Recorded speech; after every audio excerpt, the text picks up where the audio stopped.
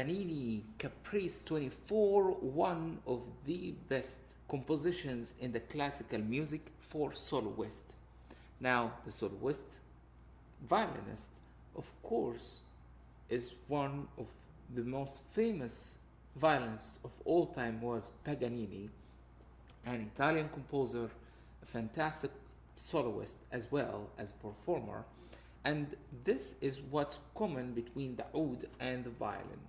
The upcoming section of that composition has a very interesting section for it, which is the movement and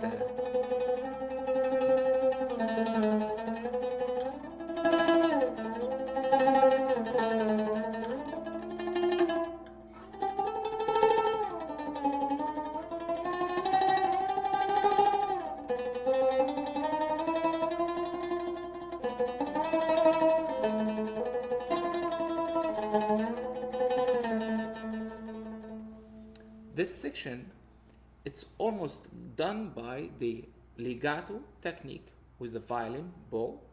Now, with the right hand technique, we use this فرdash. We call it فرdash in the oud.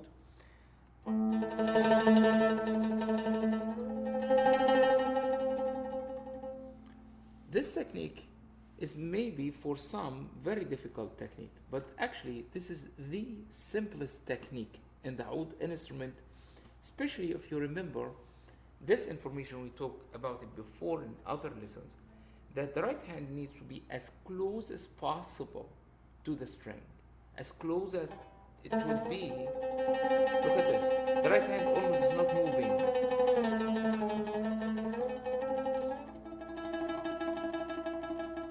That has how precise it is. It's like you are making a surgery. It's like a surgeon. You have just a tiny technique between these strings. This is the most important thing. The right hand to be practiced in that how tight it is.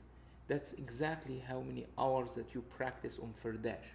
So you need to practice as a surgeon practices on his work. See how many hours and how many years even the doctors to do surgery.